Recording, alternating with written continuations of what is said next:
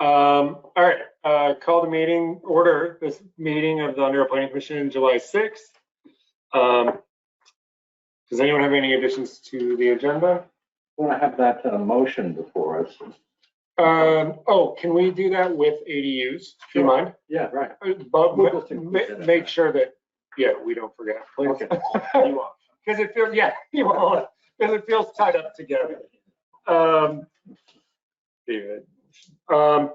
And I have one, which is I'll update everyone on the search for a new zoning administrator. Is there any public comment? You're the only public. I'm the public and I'm here to support Sandy. Amazing, thank you.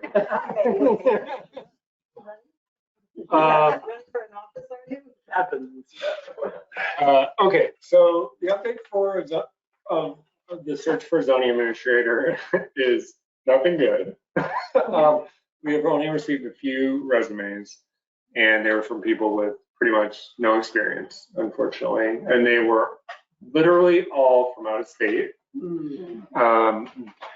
So it's sort of questionable how long they would stay, I think is fair. So I think when you combine like zero experience plus someone who maybe is just trying to get their first job in Vermont, not ideal applicants. Someone else, and I can't remember who, Brad shared an email with Charlie and I from someone else who was trying to hire, maybe more in central Vermont, saying they received 0 resumes for a zoning administrator job. So it sort of paid about the same as this one. And I just think the job market's really tight. So yeah, stay tuned. They don't pay a lot either. No, I mean, frankly, I know it's public information, so whatever. I don't remember exactly what it paid, but it's something like something-ish like that. Yeah, so anyway, the update is nothing too optimistic thus far on the zoning administrator. So Brad's we'll keep advertising, basically. Yeah, just keep advertising. And I think they mentioned something to, just everybody they know in their networks, and hopefully something goes out of it. So that's the update on that. So Brad filling in as part of the zoning applications, though? Yes, Brad is filling in on zoning applications. I plead total ignorance of what that means. Like, I don't know if they have any, I don't know if they have 1 or they have 10, or I will say Brad seems busy, so unsurprisingly when I spoke to him earlier. So yeah, Brad's doing that job. Sorry. I was just thinking, maybe we could reach out to someone that used to be here, like Andrew, and see if he has any connections. Oh, sure, I'll mention it to Andrew is Brad. very, he was wonderful. And he would be able to perhaps steer some folks in our way from Rutland. I will actually reach out to Andrew. Yeah, he was great. Yeah. Yeah, well, we were spoiled. We were spoiled. Yeah. It started with, when are you coming back? He might come back. Yeah. I hear Rutland is tough. Underhill's still here. Thank you. Okay, that takes us to Village Center renewal update, which is who I spoke to Brad earlier. Brad said he spoke to the town administrator, I believe it was, or maybe it was the zoning administrator, I can't recall, in Jericho. And they've done nothing on their Village Center update yet, like the application. And the state asked, when Brad and I spoke to the state a couple weeks ago, they asked, I think I may have mentioned this, that Jericho and ours go in together since it's like a shared village, they're directly above each other. So Brad sent her all the stuff that Nick had done. So she was going to take a look at that. And apparently they're not even involving their planning commission. They're just going to do it all and then like say FYI planning commission. This is what we're sending in. So Probably because the planning commission hasn't gotten anything done on it. yeah, that could be. So anyway, I'm going to follow up with Brad again in like a week or two because we're kind of in a holding pattern until Jericho's ready because they asked us to send them in together. Can we do the Underhill Center one separately? It's not up. Oh, right. I don't know when it's up, but thankfully it's not now. So those are the 2 update items I had. did you, I know we're a few minutes early, Sandy, did you want to start? So yeah, climate change task force overview with Sandy. I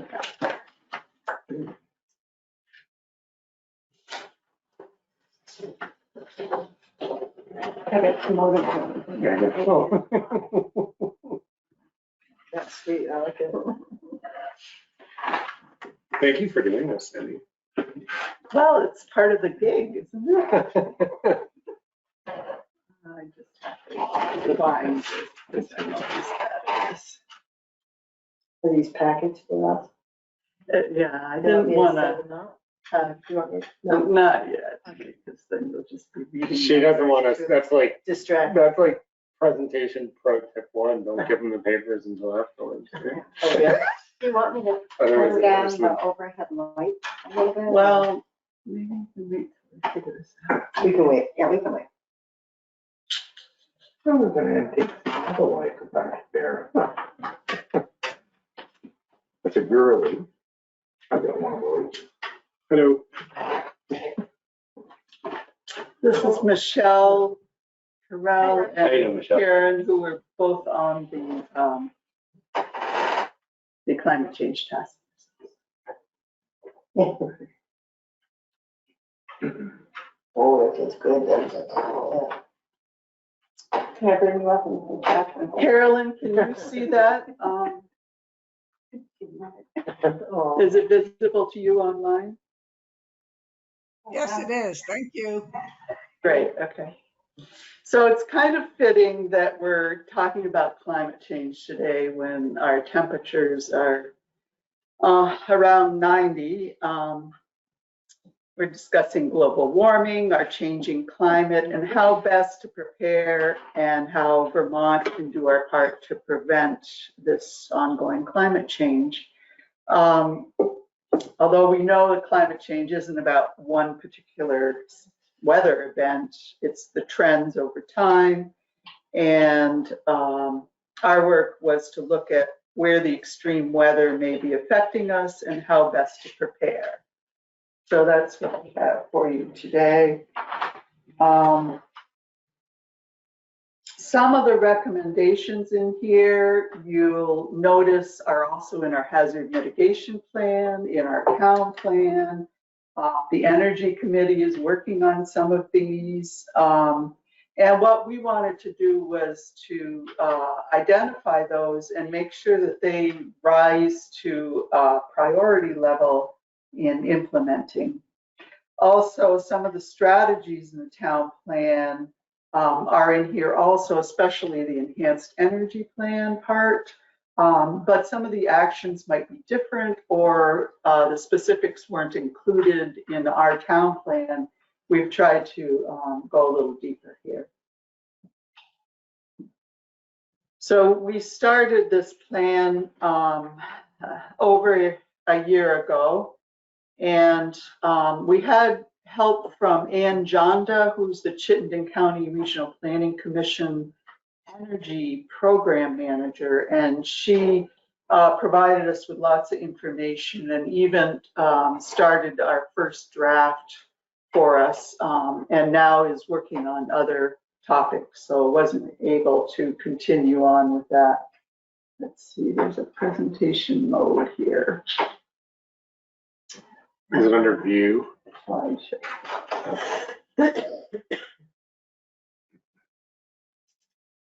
Just to make it bigger so that you can see it. Okay. So our purpose, we were assigned this task through this committee, and then the select board approved the formation of the task force.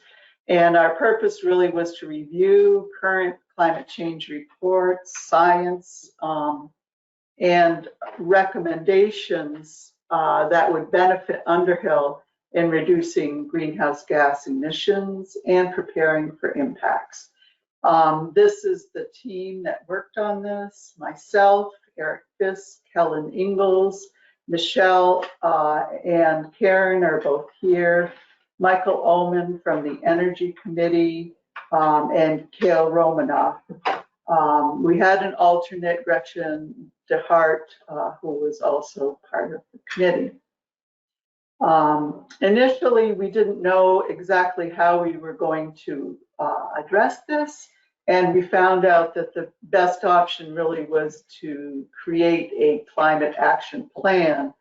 Other towns that have done this have really just focused on energy reductions, switching to electric, greenhouse gas reductions.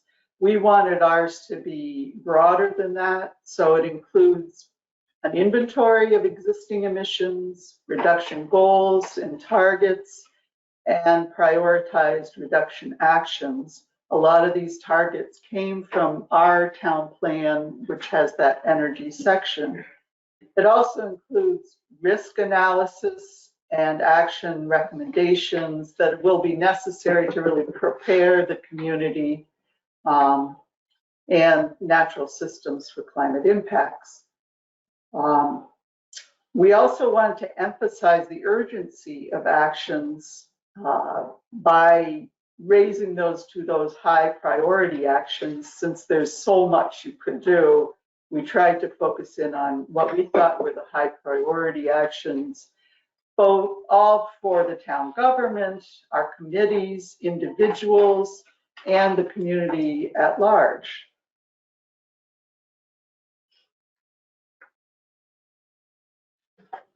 There was an awful lot to consider.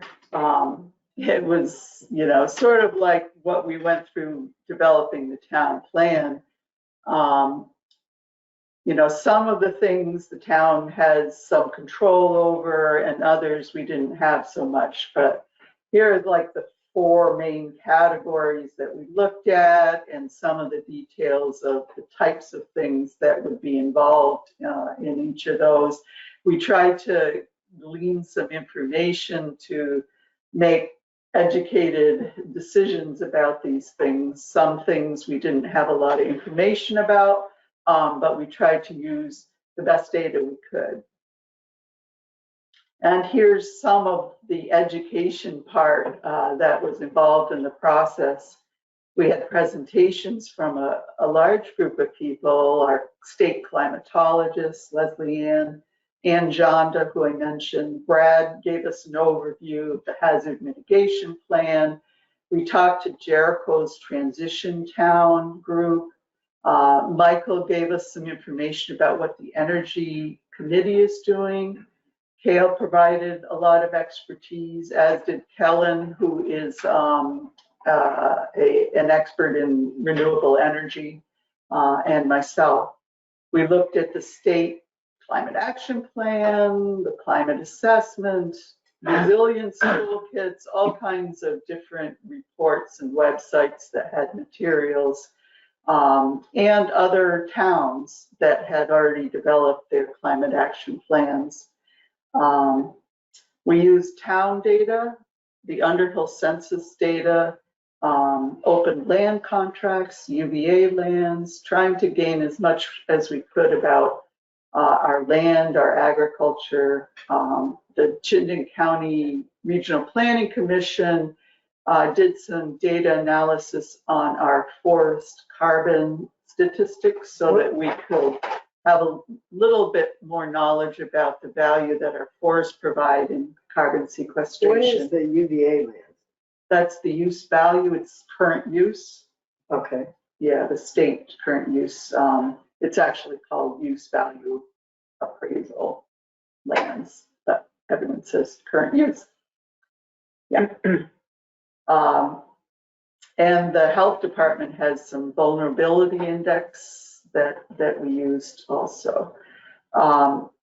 UVM class called climatology and natural hazards. I think I mentioned to this group before.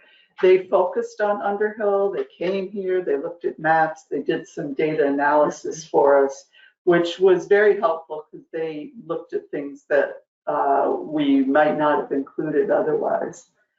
And there's a lot of town documents that we use. Like I mentioned, the town plan, the hazard mitigation plan, Underhill has a stormwater mitigation plan, which we're trying to work on, but it involves having people who can do the work. And we know that's pretty limited in a lot of cases. And then our open lands or the tax stabilization contracts that Underhill has.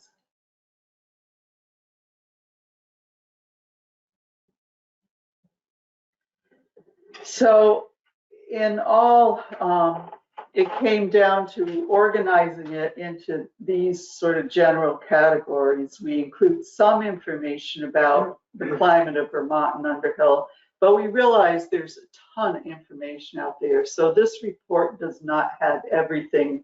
It just generalizes where we think the important types of problems will be, what those potential impacts are, what populations in Underhill might be vulnerable, and equity actions that we should be taking. And then it has a section on energy, which includes transportation, buildings, and renewables, and resilience and adaptation. And within each of those are some town actions. And at the end, we include a lot of resources on funding potentials. And we are still working on the implementation plan, but it'll look a lot like the implementation plan that we've used for the town plan. Sort of who should be doing it? Is it now or is it long-term things? So the first thing I wanted to talk about a little bit is the Underhill Hazard Mitigation Plan. This was just being completed in 2022. So for our town plan, we didn't really rely on it very much. And I know I hadn't really read it before I looked at it for this project. It has a lot of information in it. And here's sort of the highlights of that as far as hazards, intensity, frequency, and damage of these kinds of events. We probably know a lot of these already, but this is the way it's identified there. The high hazards are our severe winter storms, flooding, and those severe rainstorms and wind events. The medium hazards are from fluvial erosion, when the stream banks and trees and everything erode into the streams and wedge under bridges and that sort of thing. Infectious diseases and wildfire. And then the low hazards are invasive species and extreme temperatures, both high and low. I remember a number of years ago, we had a heat wave in Vermont, and a woman died because she lived in a mobile home that had, no resilience to those extreme temperatures and no air conditioning and that sort of thing. So that's some of the things that we want to make sure we consider in our plan. Sure. Are they hazards in the sense of, or are they classified in the sense of how likely they are to occur, or the what happens when they occur in terms of the outcomes? I think it's a little of all of those. For some cases, it's how intense they are, like those rainstorms.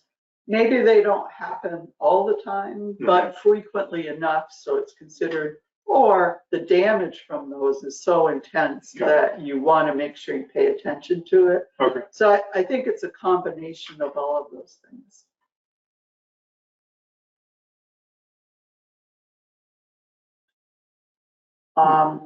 Some of the results of our past storm damage really was shocking to me. I had no idea we had this much invested in it. We've had 9 federal disasters or emergency declarations. This is from 90 to 2001.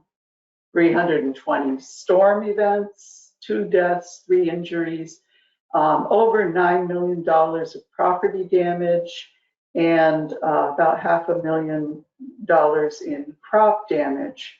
Now, that doesn't include individuals and the kind of damage that they might have had on their property. These are figures for the town or what was reimbursed through these emergencies. Yeah.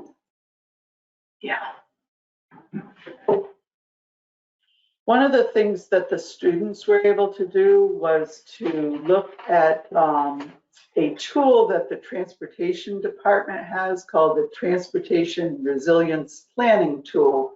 And what they can do is plug in 10-year flood events, 50-year or 100-year, and then they can look at what areas in the town are vulnerable to those events, so that you can plan for them, be more prepared, be more resilient.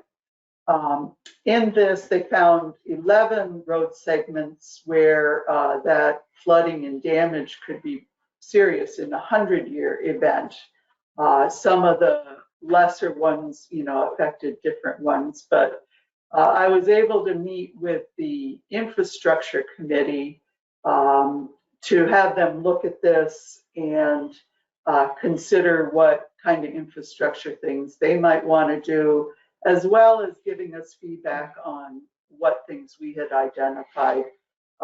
So I think it's going to be very helpful to them in identifying where they need to do more work.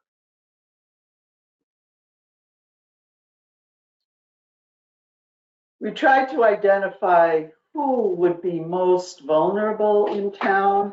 And it's hard to identify individuals, and not everyone is going to be affected by all the events. But some residents will be more vulnerable than others. So we wanted to understand who and where these might be and where they live, so that we can, our actions can be equitable and proactive. Some of the road segments that I just showed you, the people that live around those areas certainly would be some of those that might be vulnerable. People with respiratory illnesses, and some of the demographic numbers that we were able to pull together. I think this is an example where there are a lot of different data sets to look at. There's the 2020 census data, which is probably the most solid data that we have. The town has data. The census data is looked at also in the American Community Survey, and they get at some of the kinds of data that isn't available through the census. So what you see here is reflected there. It's like a 5-year census data probability, I think is what they call it. So we have about a third of Underhill that's 60 or older, 20% that are under 18. Households with single parents, they have some complications when there's an event or recovery. We have disabled people, people living below the poverty line, minorities, people without any insurance. And then we have a large number of residents who are paying too much for housing, over 30% or more. Is that health insurance or property insurance? Or either? I would think it'd be, if you're talking about the resiliency of the land, you're talking about homes, not health. So with that background information and probably a lot more, we identified what the targets are, what are we trying to achieve, what are the main strategies that we want to use to get there, and then some high priority actions. That's what this plan basically has for you to consider. Some of these are in the town plan, like I mentioned. Transportation, we want to electrify 41% of cars and small trucks by 2035. and reduce the vehicle miles traveled. So those are that's our target. And we have, a number of strategies. We can promote things. We can educate, we can incentivize, we can support, we can invest, or we can regulate or create policies. So those are the kind of things we try to bring to each of these. And I think that sort of will help in the implementation to figure out what has to be done with each of these, depending on whether it's just an outreach thing or whether it's a policy change. Sorry to keep asking questions. Do we know what % of the cars are EVs right now? We do. We have a lot more information, and I forgot to mention this, but in talking with Brian, we thought this overview would be good tonight, and then try to fit in additional meeting information that's more detailed at other meetings of the Planning Commission. So when you have the transportation, you'll see graphs, and in the report, you'll see all that. I was just curious only because I know a few people who've bought EVs since we did the town plans. Yeah. It was just I randomly know a few people. Yeah, did you? I have a plug-in hybrid, but I've had it for a couple of years. Yeah, one thing that's a challenge is finding the statistics. Yeah. There's a dashboard.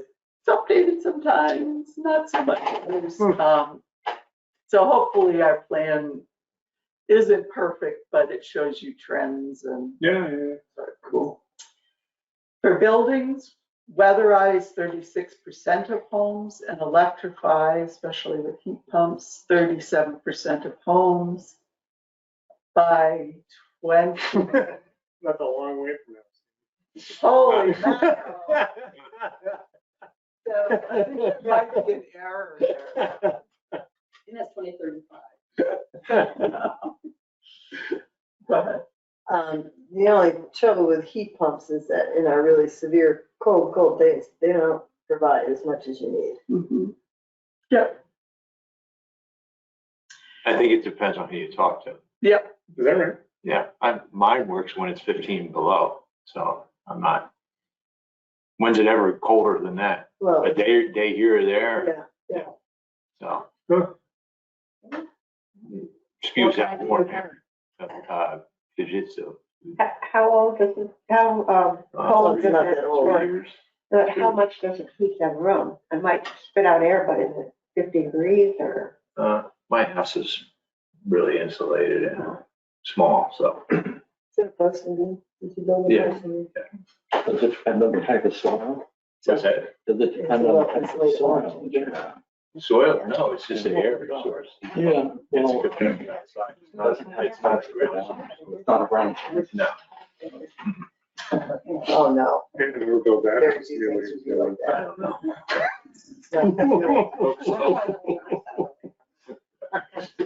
Yeah, when we get to, Michael Ullman is going to talk about the energy section, and he has a lot of information about heat pumps and geothermal and all those kind of things. So, and in addition, we want to reduce the total building energy demand by 15%.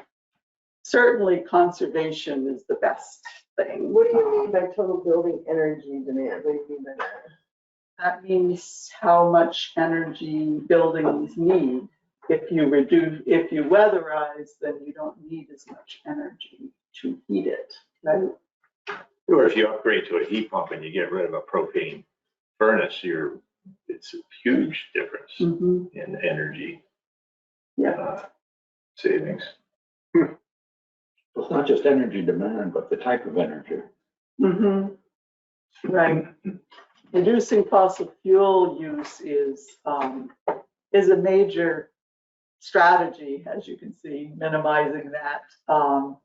Weatherizing buildings to conserve energy, developing building standards that increase energy efficiency while reducing carbon-rich materials, implementing strategies without undue burdens to vulnerable populations, and improving information on our progress here. For example, weatherizing is a very broad term. And when you say a house is weatherized, does that mean totally or partially? Or, you know, we've done some weatherizing, but is it really weatherized? And Michael has some suggestions about metrics that might be implemented, you know, a certain BTU per square foot per year, energy use kind of thing. Anyways, that is for another time. In the renewable energy section, our target is to generate 4,946 megawatt hours, and yes, you can read that, of new renewable energy by 2035, also a target that was in our town plan. This should be very similar to what you already know about from our town plan. This is that you're talking about individuals doing renewables on their house and not the town, right? Right, it's total. Total. Yeah, what? It's a town. Total renewable energy in Underhill. Whoever. So if they have a commercial, solar, section, that would be added into there. Yeah. Yeah. In our town plan, we have maps of areas that are best suited for solar, as well as for wind. And also those areas where there's no constraints, which means that there's no wetlands, or, you know, it's not above 1,500 feet, or the kind of things that would interfere with you actually putting solar energy in. Yeah. That's in the town plan? Yeah, Yeah, I don't remember any Some of of the this. maps. Yeah. I know, it's been a couple of years. Huh? That was a long couple of years. We have a section on natural and working lands, mainly because we recognize that forests and agricultural soils can be a sink for carbon.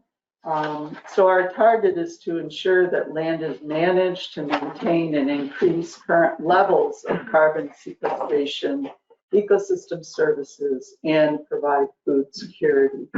There's a little bit of overlap between being resilient community and having enough food and what we're doing on the land that'll help with sequestration.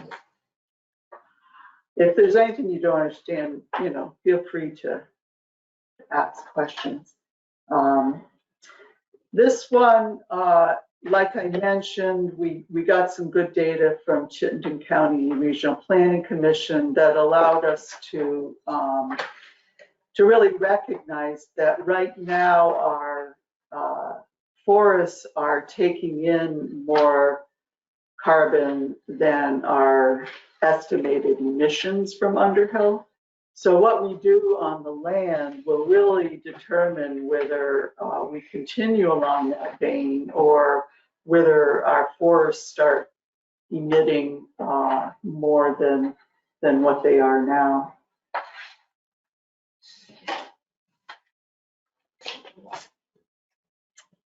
Any questions on that? Resilience and adaptation. This is the section which most plans do not include. And because of that, there's a lot here. A lot of it overlaps with the town, what's in the town plan. And when you see the climate action plan, we've tried to include footnotes to identify what's in the town plan already, so that you can kind of see what isn't in the town plan and where we might want to take action. So the target here is to prioritize town investments and climate mitigation approaches for implementation to minimize risk and maximize adaptation to climate change. A lot of this goes along with that. We want to protect the health and well-being of residents, support development of a stronger local economy so that we're more resilient, promote climate-smart land management that will provide resilient and adaptable habitats, protect significant forest blocks and wildlife corridors to allow for natural climate migration and adaptation of species, enact smart growth principles in anticipation of increased migration of climate refugees. I think we're already starting to see that.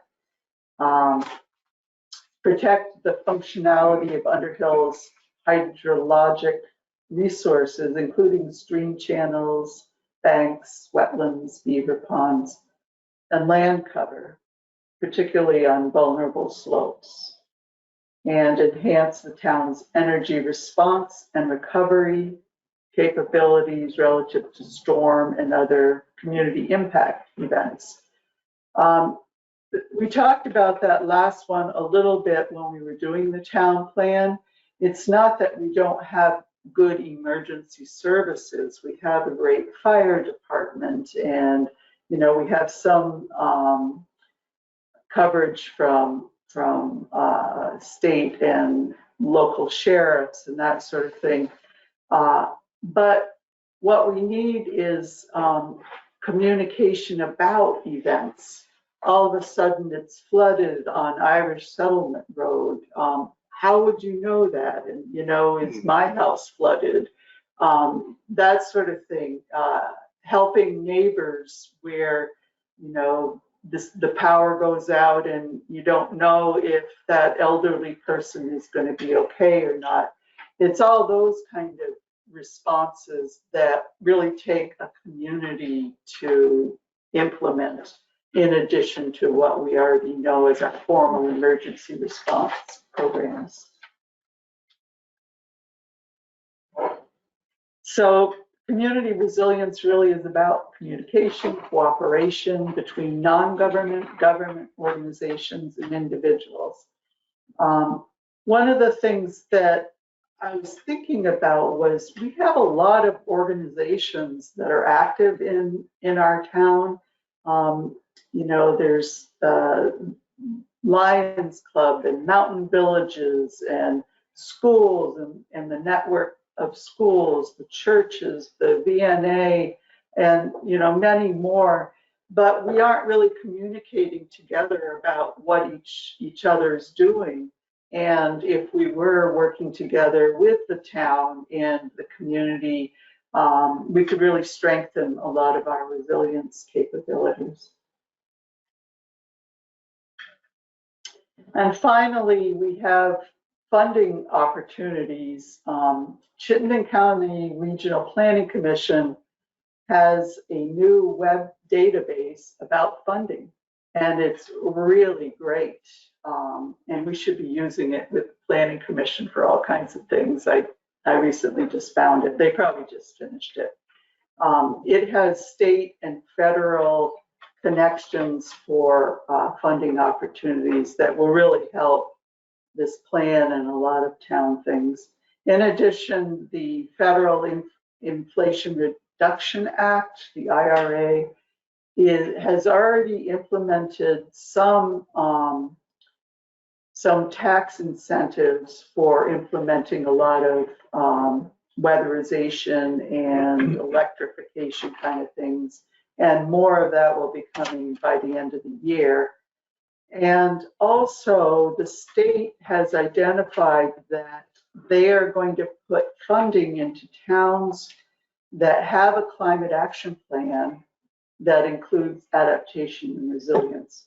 So by the end of this year, we should be, if we adopt this plan, we should be eligible for state funds that very few other towns have action plans that include this. So it should position us for some funding opportunities. So what's next? We are recommending that first the Planning Commission look at the details of each section, and that's why we recommended we break this out into to different sections that you could consider.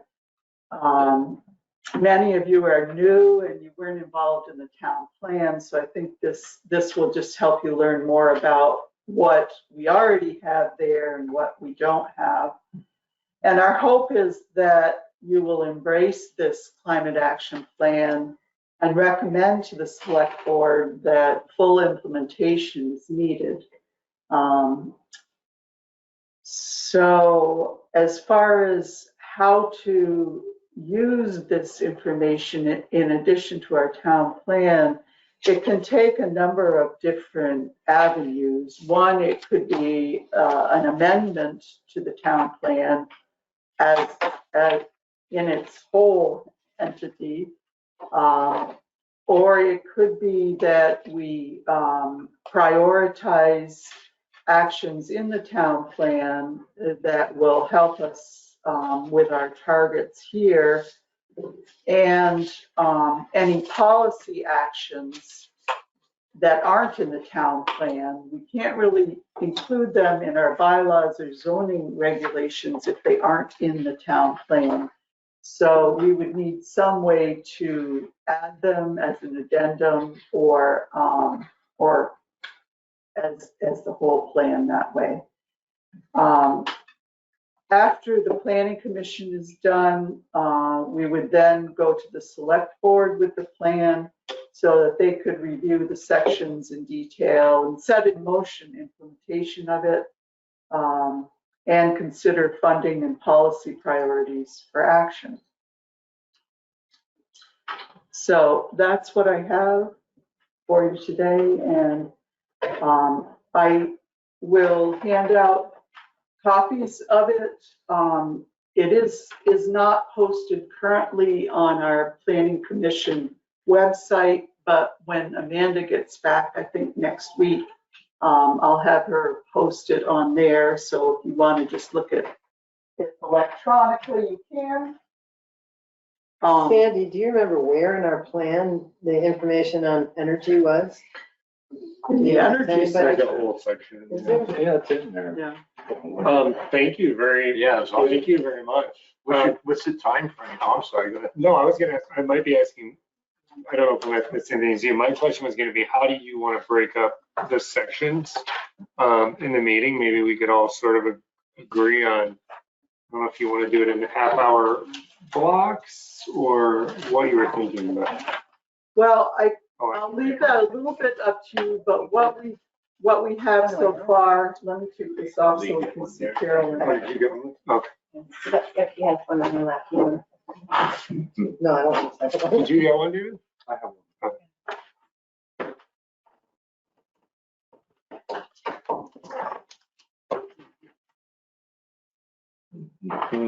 Where's the stop sharing?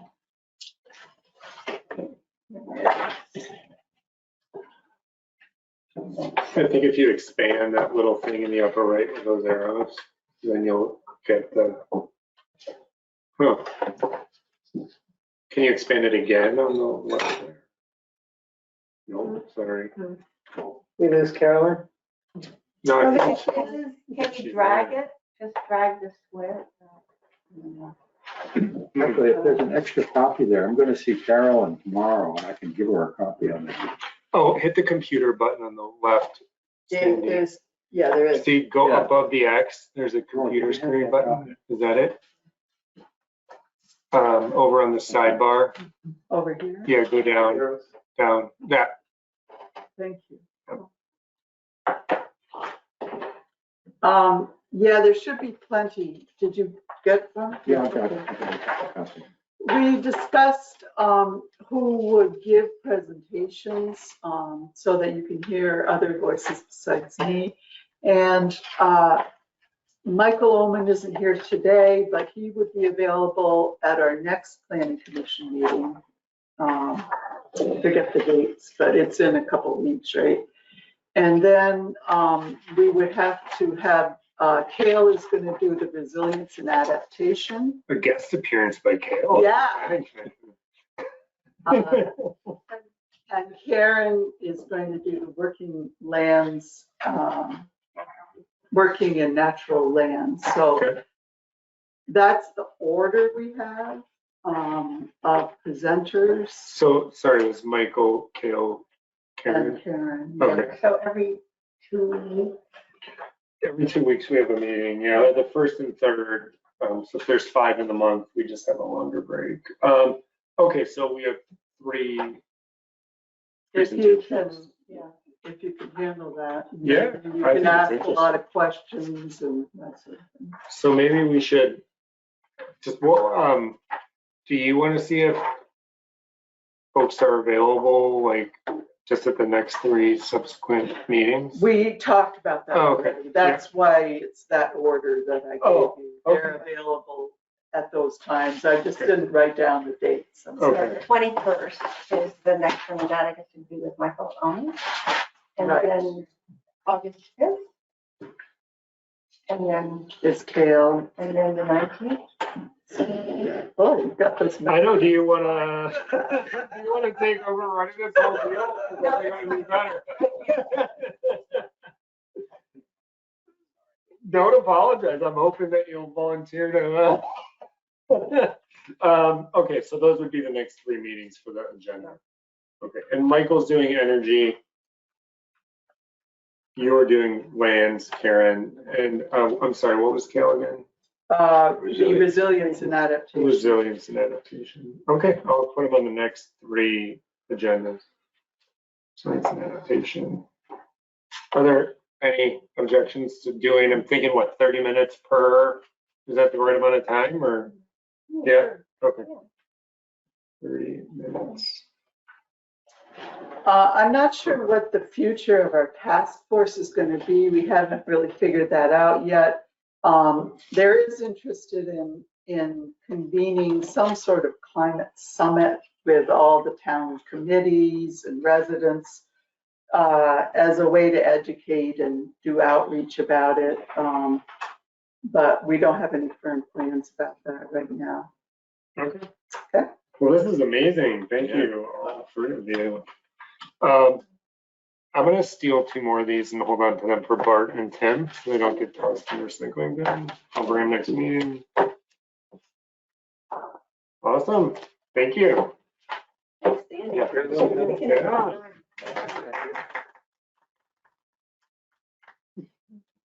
I'm looking forward to reading it. Super interesting. All right. Well, that takes us to the famous David Edson and ADUs.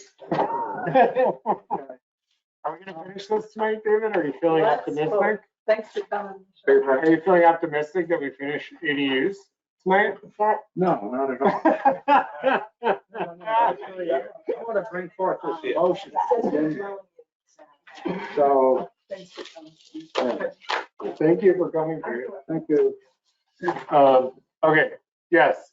Shockingly, David remembered, per Roy's. I'd like to present a motion, basically. Uh-huh. Okay. The motion is that we prepare for the select board approval of the state mandated changes to our zoning regs. I wasn't perfectly clear the last meeting we had as to what we were really considering, but you know, if the legislature has mandated we must do this, that, and so on, then there's no point in putting that before the voters, and apparently a vote against it would be illegal anyway. So this is a motion in order to prepare the changes that they made in Act 47 and what are on the books already, to prepare that for the select board to approve for changes in our regulations. So we would have to go through the bylaws and. So I'm working on it. I've got a, this is what I've prepared to begin with. So I'd like to, get the motion passed. I think the motion is, primary health. I guess. I don't know that you could. Oh, all right, so do Yeah. you understand the motion? Is there another one? Yeah, there you go. I think what the motion really is, if I understand it correctly, because the other thing we've done is the bike trails. The other section we've done is the bike trails, Yeah. right? I mean, I think, correct me if I'm wrong, but what you're basically saying is you don't want to send bike trails to the select board. You just want No. to send ADUs to the select board. No, well, it's not just ADUs, it's what the legislature has mandated we must do. And I think we should get that behind us before we present anything to the voters for approval or disapproval. I have a question right away. You have Yep. 900 square feet. Didn't we say 1,000? We did, but this is just to prepare exactly what the state says we must do and nothing more. Our present regulations say 1,000 feet, but it also says 50% or 1,000 feet, whichever is less. Right. So So you think, that's wrong. We No, can't do whichever that. is greater. Whichever is greater. Are you I think it saying- says ours, Whichever is greater. I think our regs actually say. Oh, our regs, not the state. can I ask you a question though? So we're changing our entire approach basically, instead of sending all the ADU stuff packaged up together. Not just ADUs, it's whatever the. No, but hear me out for 1 second, because we have been working on a whole section regarding ADUs, right? Some of it was probably mandated by the state, or most of it, but maybe there were 1 or 2 things in there that weren't mandated by the state, right? So now we're changing our entire approach and saying, well, forget the optional stuff, or what we want to do. We're just going to send something to the select board that deals solely with the changes required by the state. I am opposed to that, because we have done all this work, and I don't understand why we're throwing that all in the garbage. What are we throwing But you away? just- Well, but if you- we try and present something that, But this is all being driven by your view on what, your philosophical view on what the select board should or shouldn't approve without the voter. And my 2 cents is that has nothing to do with us. That's up to the select board. We should send our stuff to the select board.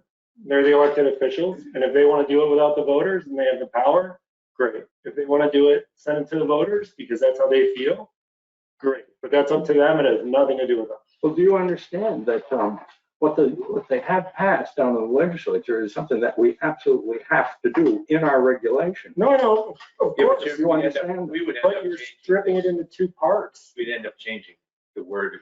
It doesn't make sense. Yeah, we're to- changing the It wording does not make twice. sense to present changes to our regulations regarding ADUs and other things, and then go afterwards to the select board and say, okay, this is what the state has mandated we must do.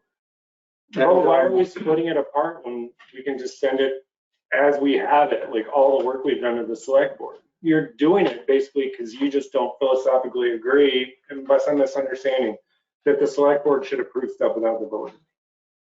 I don't think they should approve. But that's not up to us. A That's wide not up to us. variety of changes to. That's up to the select board. That has nothing to do with us.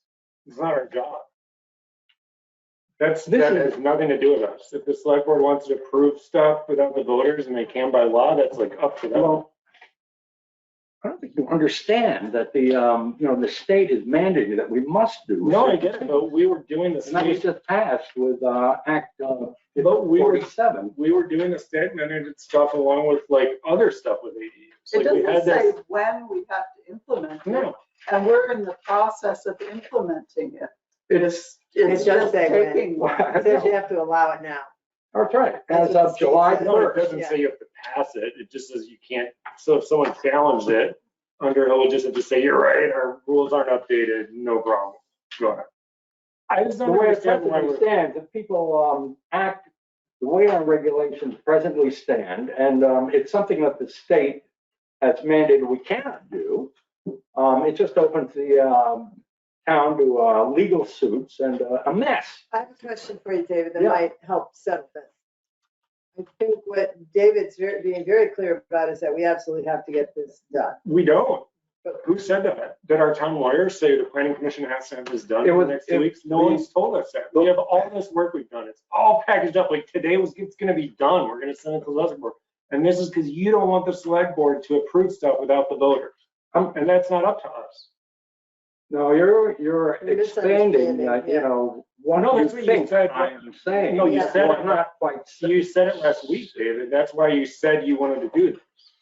So Last week, I wasn't quite clear how things were presented. It was not presented in a clear way that what the state has passed, we must do. well, why don't we just send the select board what we have and write in the letter, some of this is required by the state, some is our thoughts. It's up to you, select board, if you want to pass all of it or part of it, because this is not up to us. It's up to the select board. No, not entirely. It's not, no, It is totally up to the select board. If the state law says the select board can pass all this stuff with or without the consent of the voters, that's up to the select board. There's nothing to do with it. well, this is opening up a fight, basically. No, I'm saying it's not our issue. It is a It's the fight. select It board. is a fight. But we're not in Because, charge of it, David. It's up to the select board. It's not up to us how the select board wants to handle this process. Can I No, ask we're a not question? getting this, because I don't think you're following this issue the way it ought to be followed. It should be followed in a logical fashion by, That's not following the select board. I know what David said last week why it's doing this. I know I did. Last week, I did say something. I did say I was opposed to the select board approving approving regulations or changes to the without the vote. regulation. Right. Unless And that's it was a the that's a state slightly mandated stuff. different, that's a different issue than the state mandated stuff. What the state has mandated, I'm saying, yes, send this to the select board because we don't have any choice and the voters can't vote against it legally. But it's So not David, up to us. I'm going to interject what I think you're missing from him. Mhm. What Brian is also saying is that, sure, you can do that, but we don't have any parameters set in place. So with like setbacks, what regulations are there to the accessory dwelling unit? You can say, okay, we've changed it. The law says we got to change it, but you haven't got the other pieces in place. Yeah, So you're yeah. going to open yourself up to more trouble, I think, by just blatantly saying, yes, you can have an accessory dwelling unit. It can be 9, whatever the parameters here were for the size, 30% of the square footage or not to exceed 1,000 square feet, whichever is greater. Or would not to exceed 1,000 square feet was what we said. So that's the basic of what we have to change based on what the state is legislating. There But are a what few we, other things. yes, but what we also have to include in that is where can the accessory dwelling go? Are we going to be concerned about setbacks? Are we going to be concerned about this? So yes, the law has to be, it has to be rewritten in our regs, but we also have to have the regs prepped for the rewrite, I think is basically Yeah. what Well, I yeah, agree I'm with you. saying we did all this Yeah. work. So I'm thinking I don't that, understand what we're I get changing. what you're saying 100%, and believe me, I'm with you. But I understand what they're saying too, and what they're saying is that you kind of can't have one without the other. The select board will say, absolutely, we have to change that in the planning commission, and here are the ways that we're going to deal with it. So if you just put it out there point blank and say, we have to do this based on legislature, but you haven't done anything in your regs, what are you going to do? Someone could walk in right at that point and say, I want it. You've got nothing else in here that tells me anything different. What? You've got nothing else in here that tells me where I have to put it, how I have to put it, anything else. So you said we have to be allowed an ADU. Okay, I'm going to put mine here. There's nothing in your regs that says I can't do that. So what I'm saying is that there's other pieces to this for the town. The select board doesn't have to approve. It's mandated. We have to make those changes. That's absolutely true. That's right. But what the select board has to approve is the parameters surrounding how the ADU is going to sit on the lot. Is that clear? Yeah, No, that's well, pretty it's clear to me. that's where our argument comes in. You see, if we're going to bring in the other changes, basically, and, a bunch of them, then you're saying, okay, we'll just let the select board, or we will, a majority of us will give the information to the select board that they want just the select board to pass this, and not to go to the voter. But that's not up to us. That has nothing to do with us. That's up to the select. Our recommendation doesn't. No, I don't think we should recommend anything. That's where I think we're. We can tell the select, I we think do you're, tell. I think we should say these are the changes we want to make. By the way, these 3 are required by the new state law. The rest are our suggestions. So here you go, select board. It's up to you. Make We're it not very elected clear. officials. well, then that's an argument we can continue to have. No, but there's Or we can not- just shut up on it, basically. But there's no opinion in the letter. David. Disagree, I guess. It's It's not my opinion or your opinion letter. I'm saying the letter should be neutral. The letter should say, this is what state law recommends. These are the additional disagree things. because I think we should recommend or not recommend. We're not elected officials. So think about the time frame of all We, this. You're going we to- recommend to the select board. That's what we are supposed to do. It's not A number of us things. if the select board has to vote. No, We would end up changing these regulations twice because we would add the things that we need to add. And then we would eventually add the things that either go to the voters or. With to the everything select board. else. What's that?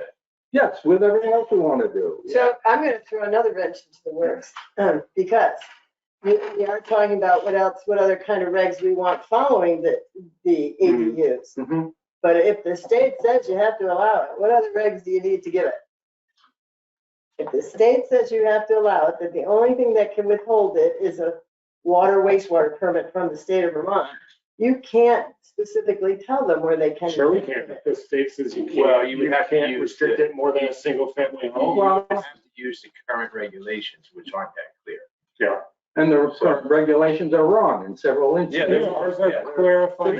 this is the clarification of what the state has mandated that we must do, basically. I think what I'm confused by, David, at the end of the day, and maybe we just all think about this, but like, you've done this amazing job putting together this great set of like changes that all go together and make sense, and we're like, nah, shred that. No, we're Pull not out, shredding it. pull out like the 4 parts we have to do and send that to the select board. I don't understand it. Why wouldn't we send all your great work to the select board? Because there's a possibility of it not being accepted. By who? The select board or voters. It's not up to us. It's not our job. That's why it is important to send just what the state is mandating that we must do to the select Well, board I disagree. for them to approve, because they don't have any choice. I think the elected officials get to make this choice, and none of us are elected. You know, it seems I don't think like, we're not making any progress today. I think maybe we should just have an adjournment and. David, think about you just want this, and then we could ask what everyone else wants and see where we are.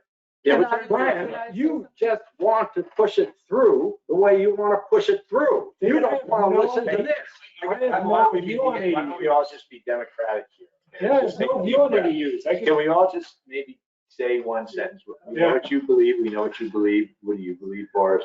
So I'm new, so I don't have, I'm going to stay away from strong opinions on this, but, so I understand what you're saying, David, is you want to send the state regs through with a recommendation that anything further should be voted on by the voters. Is that kind of what you're What I saying? want to do is send to the select board the changes to our regulations that we have to do and nothing more. So that it's a very clear vote on their part that they don't have any choice. They have to do it. So they approve that. When we want to put together a larger picture of, we're going to change it here, that, and so on, which we think it should be done, there's a question. Well, maybe they won't want to vote for that. Or maybe there'll be input from the town at meetings indicating, we don't want you to do this. So there's a possibility of it being voted down. But you can't vote down a state regulation. That's the problem.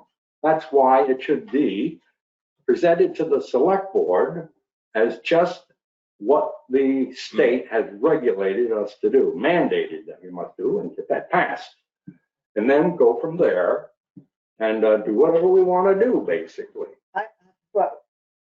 Whoops, I'm just saying, I can't figure out where you're deleting. Okay, let's talk about that. if you Well, want. let's But keep first- going. Sandy, what do you think?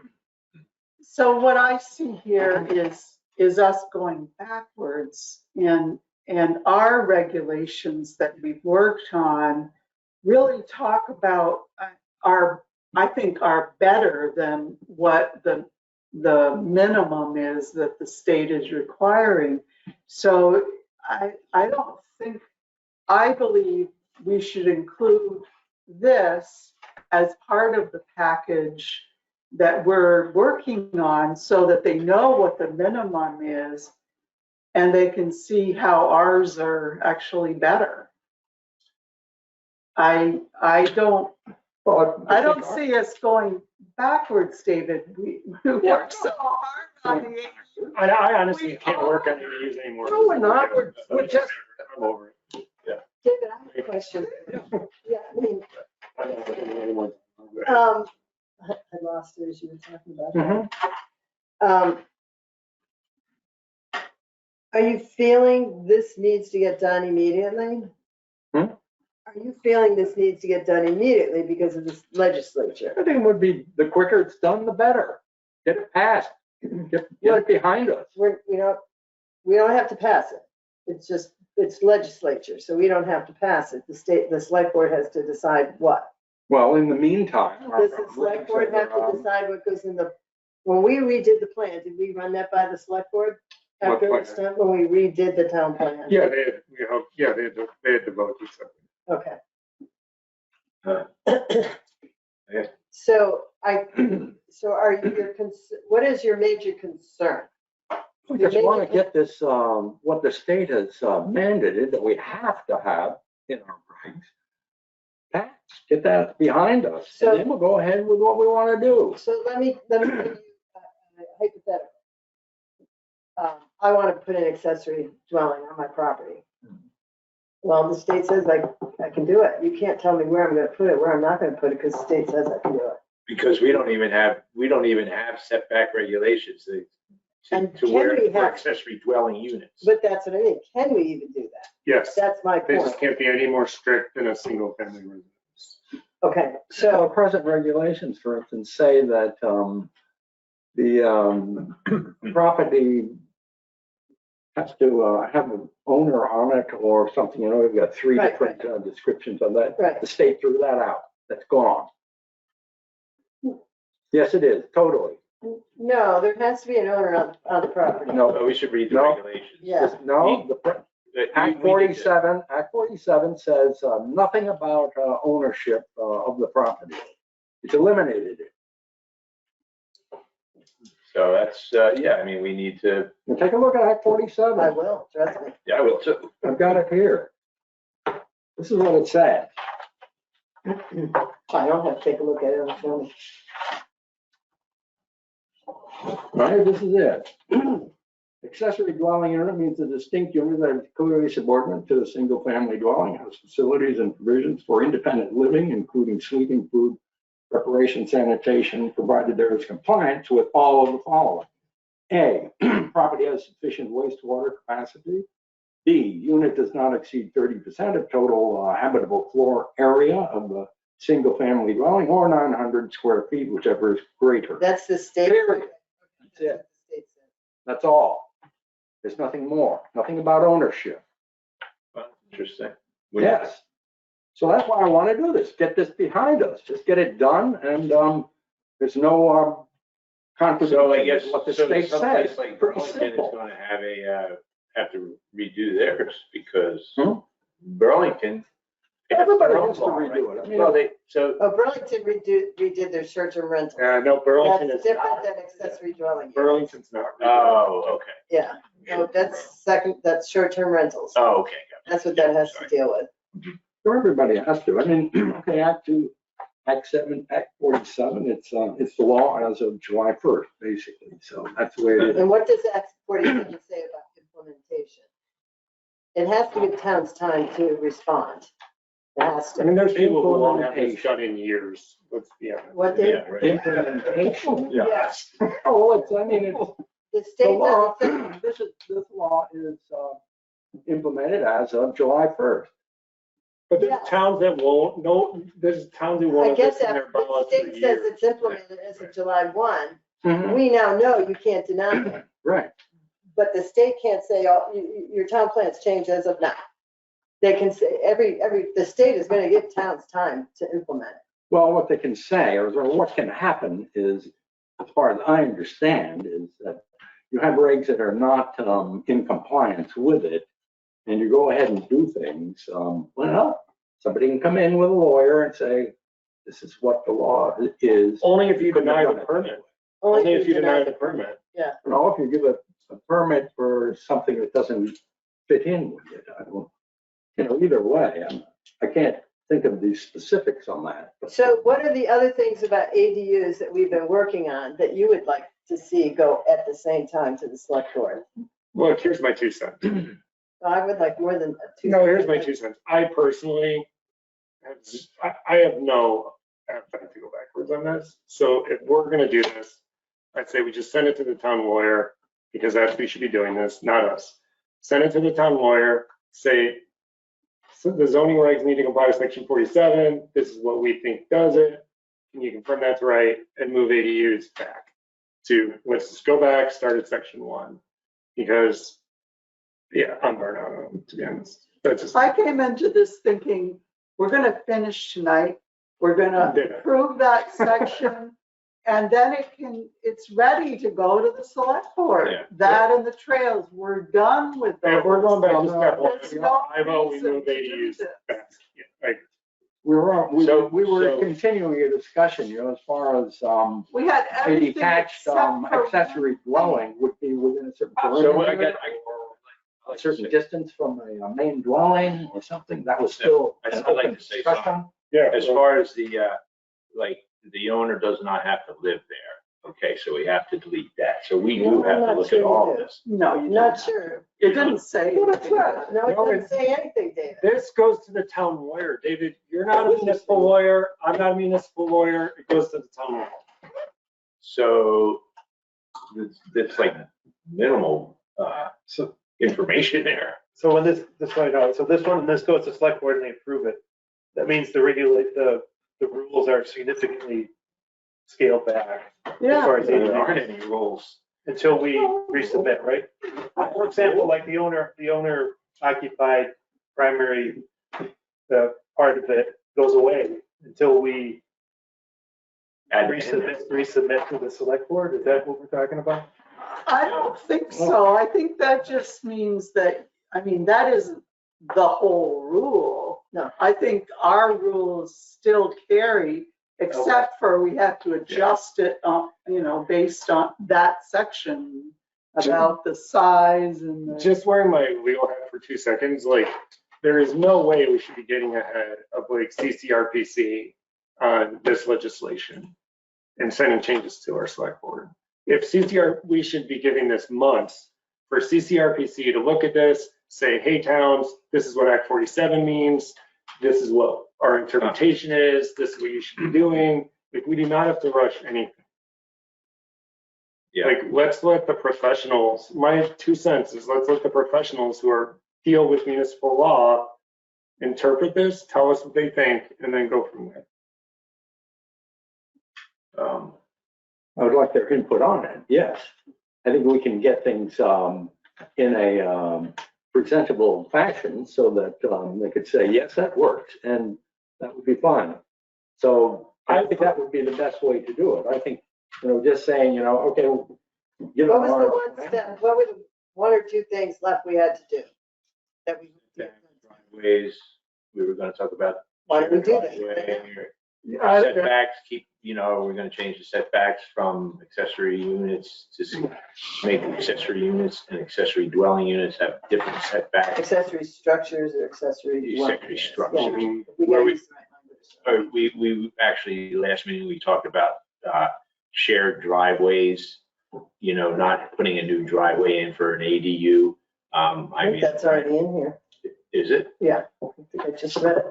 No, I don't we had believe talked it about is. that last week. But I mean, it seems to me that we should have some. Carolyn, do you have any input on this? Oh, thanks.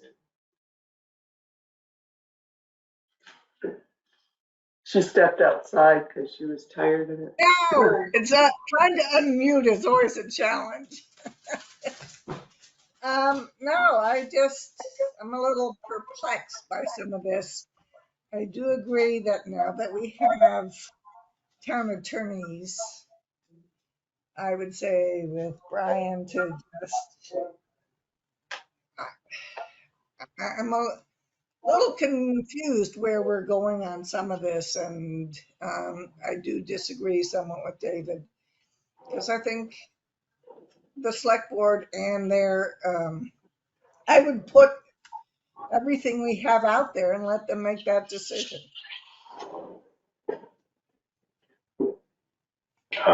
Everything we have out there would include setbacks and the driveways, all that. Do we Yeah, Yes. have enough So on if we're that? not ready, if we're not ready to do it yet, then let's hold off and let's give it a full. You know, when Roy said that Roy said, you know, we're not ready for the setbacks. No, I How didn't. many- well, we haven't agreed We upon haven't, yeah. what the setbacks are, and then shared driveways, we discussed that last week, so I think that's something we need to hash out. Yes. So if Like to there's do it. no, if the time frame is not emergent, wouldn't it be better to just wait as we discuss this? Yeah, Give us a one-time shot? Yes. And frankly, David's made me think of this. When we're done, if we just sort of went back to what we were doing and finished, what we probably then need to do, based upon everything you've highlighted, David, is that should probably go to the town lawyer before it even goes to the select board. Or we should talk to someone at CCRPC to make sure it complies with this new rule, right? Because I don't know how to I interpret think the it. copy does have to go to the Chittenden County Regional Planning Commission in any case. You have to look it over to begin with. Yeah, so I mean, I think when we're all done, we're probably still not ready to send anything to the select board because with all this being brand new, we need to get an expert to look at it and make sure it complies with the new rules. Yeah. I'd like to suggest that we table this for tonight, and next time we come back to finish what we had started with ADUs. yeah, And, you know, this is I guess a separate thing. I agree. If that's okay. I'd like to look at David's We list. also and may see. end up sorry, sorry. Go ahead. We may end up being the guinea pigs for CCRPC. Somebody has to be out there. We seem to be really taking a, Yeah, I want to look at what David came up with here relative to the bylaws and see what he wants to delete and as is and why, and then read the law, because I don't really understand what it is You we're could go deleting. over the, you want it. You know, No, I'd rather do it at home, David, where I Yeah, can look at the town understand it. plan and it takes me figure it all a out. minute to look at that.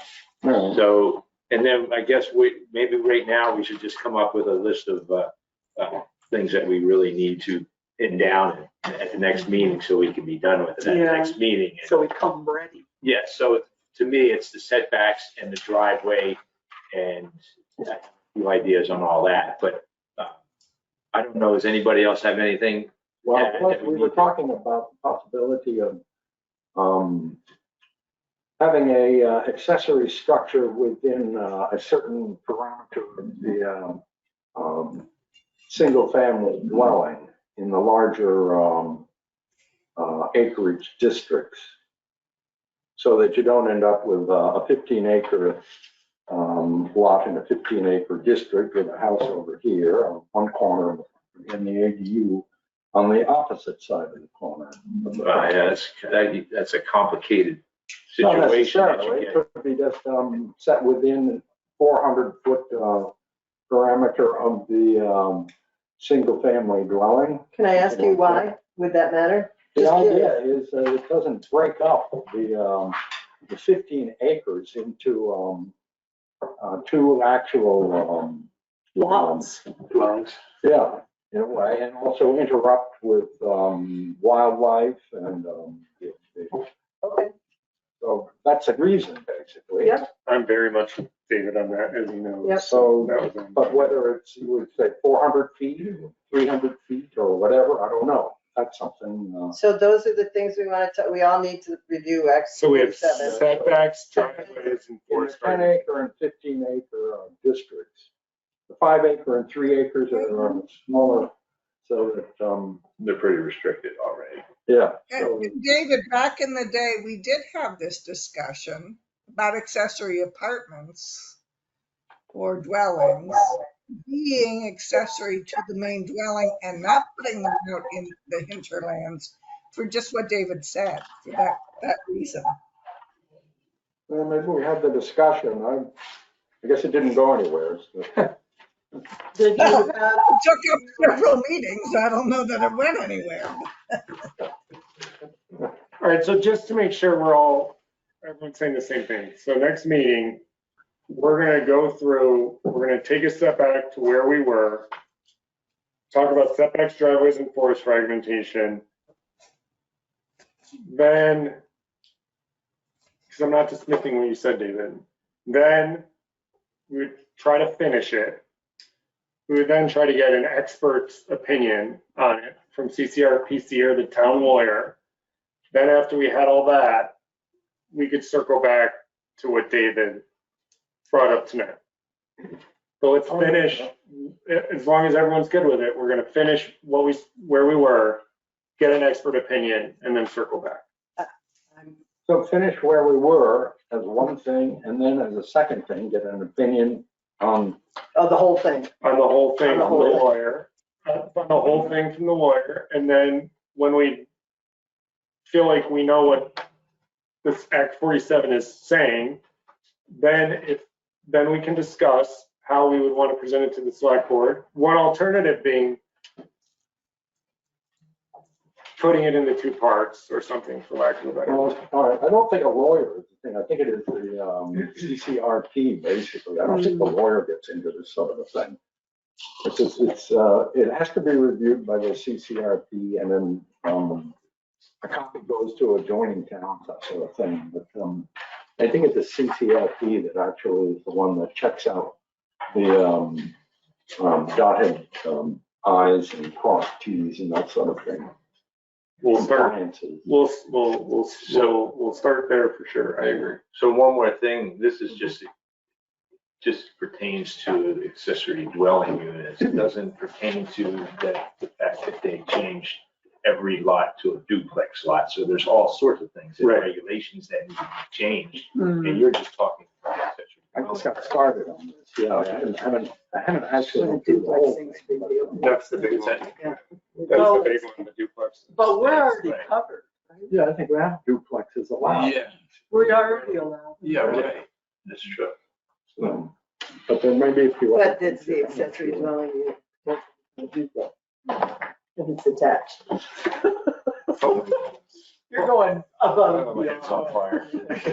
All right, Okay. it is 7:30, so, I'm going home and yeah, we get a motion to adjourn. Anyone? Second, David, all in favor? Aye. Well, have a good night and,